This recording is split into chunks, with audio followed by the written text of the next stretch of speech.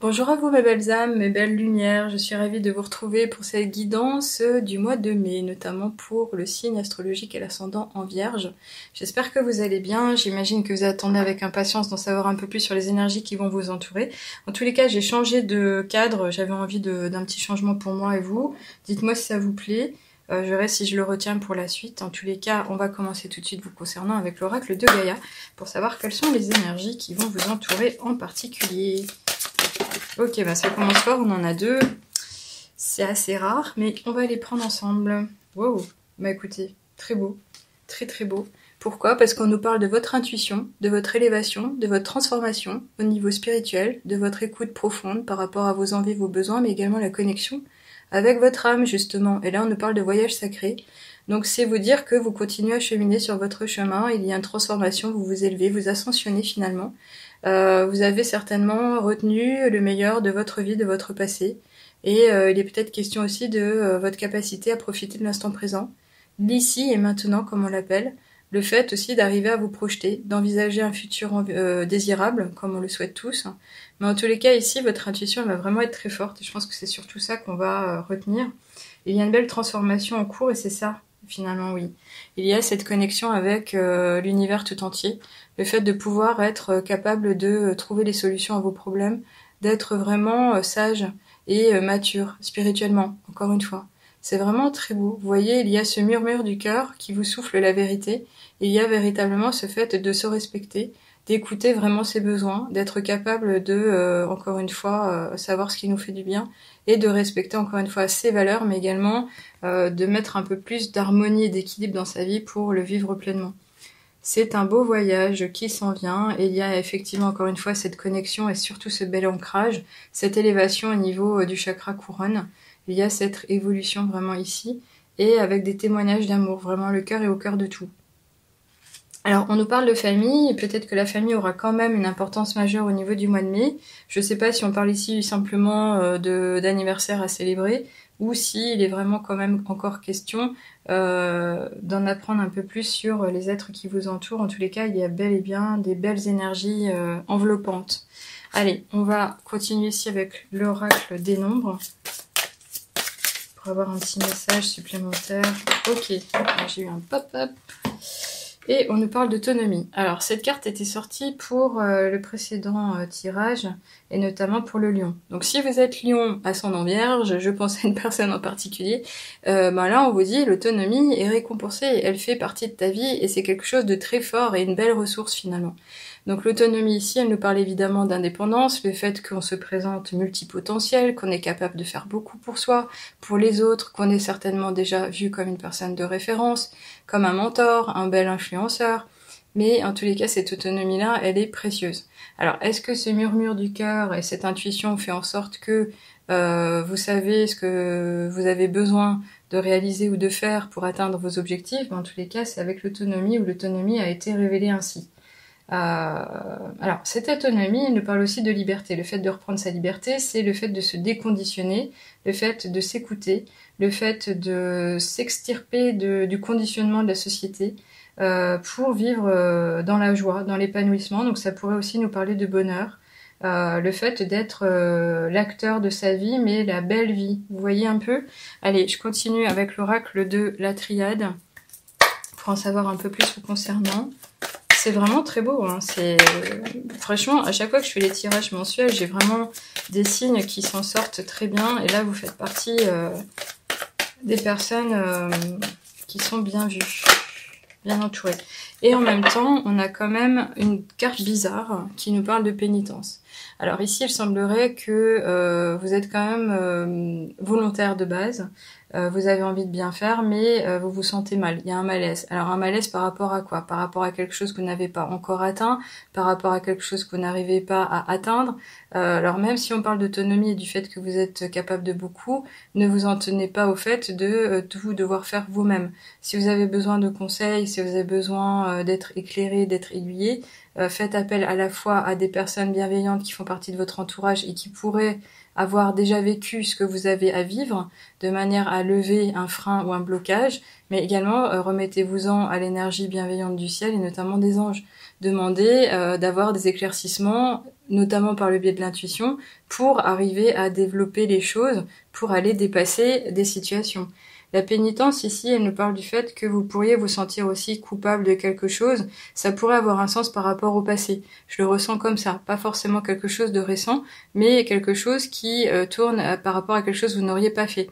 Alors, est-ce que c'est cette reconnaissance du fait que vous vous êtes fait avoir par le conditionnement, l'éducation que vous avez reçue, vous avez fait quelque chose qui vous a entraîné dans autre chose, et aujourd'hui c'est un véritable puits, et vous n'arrivez pas à vous en sortir, ou au contraire vous vous dites, purée, mais combien de temps j'ai perdu à faire ce que les autres attendaient de moi, et finalement sans être finalement moi-même, bah finalement j'ai envie de vous dire, tournez-vous vers ce que vous allez construire maintenant, puisque de toutes les manières on vous dit que tout est possible. Vous continuez à cheminer, vous êtes autonome, vous êtes capable de beaucoup. Donc ne restez pas trop là-dessus. De toutes les manières, ce que je ferai, c'est que je reviendrai sur la description écrite du coup dans la publication de cette guidance pour vous en dire plus par rapport à ça, parce que je ne comprends pas trop maintenant à quoi ça correspond, mais vous pouvez également me faire des petits commentaires, je vous lirai volontiers pour savoir si ça vous parle. Ici on continue avec le ferry, peut-être qu'on va en savoir un peu plus. La pénitence est personnelle, elle est individuelle, elle est ressentie, c'est les émotions, c'est la gêne. C'est pas forcément quelque chose qui touche le commun, c'est-à-dire le collectif, c'est vraiment individuel. Ici, on nous parle quand même d'amour, le contact au couple, le contact à l'échange, le contact à l'association, le partenariat que l'on fait. Donc ça, c'est quelque chose qui est important pour vous, c'est évident.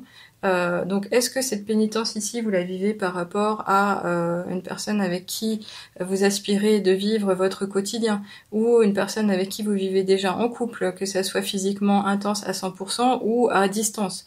Je ne sais pas ce dont il est question, mais en tous les cas ici, votre cœur vous porte et est important. Donc c'est vraiment impressionnant. Il y a vraiment beaucoup de douceur, d'affection.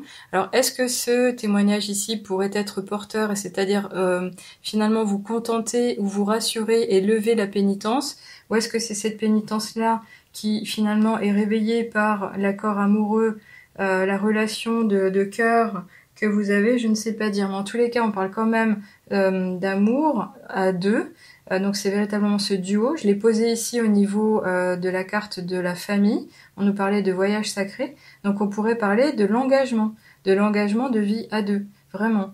Donc est-ce que c'est remis en question? Est-ce que c'est quelque chose qui vous porte et qui va être important pendant ce mois? Je pense que oui. On va voir avec de toutes les manières l'oracle des miroirs ce qu'on vous dit. Est-ce qu'on peut en savoir un peu plus à ce propos? Ça serait pas mal.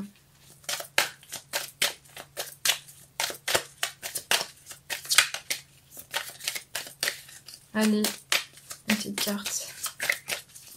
Ok. Alors, on en a deux. Et encore une fois, ah waouh. Allez, on rigole ou pas? Amour et examen. Amour. Donc, au cœur de tout. Je pense que c'est vraiment ce qui va vous porter ce mois de mai. Je pense même que je vais peut-être prendre ce sujet comme thème majeur pour vous présenter la guidance. On nous parle d'examen, donc ici, soit vous avez fait un examen de votre vie, de votre relation, de ce que vous aviez envie de vivre au niveau du cœur, et ça vous a porté, et vous avez compris où vous en êtes, et vous avez compris ce que vous voulez, soit c'est cette relation qui existe déjà, et qui finalement vous permet de vous dire que tout est positif, tout est sous un beau soleil, il n'y a rien qui vous gêne, vous pouvez vraiment en profiter, vous pouvez vous reposer dessus, cet amour, cet échange, cette composition finalement, cette construction à deux. En tous les cas, si vous êtes seul et que vous cherchez votre âme sœur, on pourrait évidemment vous dire ici, oui, bingo, le mois de mai va te porter. Parce que l'examen ici nous parle de positif, de réussite, d'aller de l'avant, d'être dans la joie, pas forcément uniquement dans la gratitude, mais vraiment de changer d'état d'esprit, d'être vraiment beaucoup plus heureux, de se sentir épanoui, apaisé, dans le positif. Et c'est merveilleux. C'est vraiment un peu comme un esprit de soleil qui va venir vous réconforter avec ses rayons. Là, il y a vraiment beaucoup de tendresse, il y a de l'affection toute douce, c'est vraiment très beau. Donc là, je le remets ici forcément, puisqu'in fine, on a les deux qui étaient levés. En tous les cas, bon, je continue avec un dernier oracle, un grand oracle avant les petites heures miroirs. Ici, les portes de l'intuition. Quel est, ok, le message qu'on peut vous adresser? Et là, on nous parle de grands plans avec l'image de la chrysalide qui va se transformer en papillon. Il y a une transformation, il y a du changement. Et on vous dit, la vie est parsemée de leçons planifiées et de coïncidences pour vous faire grandir. Oui. Donc finalement, c'est vous dire ici que ce que vous vivez, vous l'avez appelé à vous, vous l'aviez anticipé, vous l'aviez espéré, et vous l'avez peut-être quand même conditionné. C'est-à-dire que tous les petits pas que vous avez traversés, les expériences de vie que vous avez fait et la retenue des résultats ou des meilleures expériences vous ont porté jusqu'où vous vous trouvez aujourd'hui. Ce grand plan, c'est pour vous dire que rien ne devrait vous contenir, mais qu'il y a encore beaucoup plus à apprendre et à vivre finalement. Donc c'est vous dire qu'il y a un avenir. Là, je le vois comme un avenir. C'est pour vous rassurer, pour vous dire que tout va être encore possible, imaginable dans le temps de l'humain, dans la densité humaine. Pas uniquement, et là je pense pas que ça soit le cas au niveau de l'âme et de son existence et des différentes expériences qu'elle fait au travers de l'incarnation, c'est vous dans votre véhicule terrestre, voilà. Alors ça peut en choquer certains parce qu'en fait on parle pas le même langage, mais je suis obligée de l'utiliser parce que je suis en spirituel. Mais clairement, je pense que la majorité des personnes qui me suivent et qui se sont abonnées le ressentent elles-mêmes déjà et ont compris de quoi on parle. Allez, je finis ici avec les heures miroirs. Un petit dernier message s'il vous plaît. Et on nous parle du commencement. Oui, bah voilà, on vous parle du grand plan, il y a un renouveau, il y a quelque chose qui s'en vient, c'est un nouveau point de vie. Ta vie est sur le point de changer, quelque chose de nouveau va commencer, reste concentré sur tes volontés, car elles sont sur le point de s'accomplir. Donc vous avez certainement fait preuve de ténacité, vous aviez des vœux pieux, et là on vous dit que vous allez pouvoir les réaliser, tout est possible, tout va se matérialiser. C'est un nouveau début, un commencement, un nouveau départ. Pas forcément dans le fait de se revoir, de se reconstituer, mais dans la façon de d'harmoniser les choses et de vivre les choses. Il va y avoir de la nouveauté.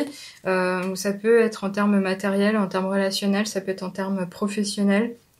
Voyez-le comme ça vous parle, mais là en tous les cas, vous êtes une personne intuitive, vous avez gagné en maturité, la famille va vous porter, cette idée de pénitence, vous devriez pouvoir la lever, profitez de votre autonomie, les choses sont positives vous concernant, on vous parle d'avenir, c'est vraiment précieux.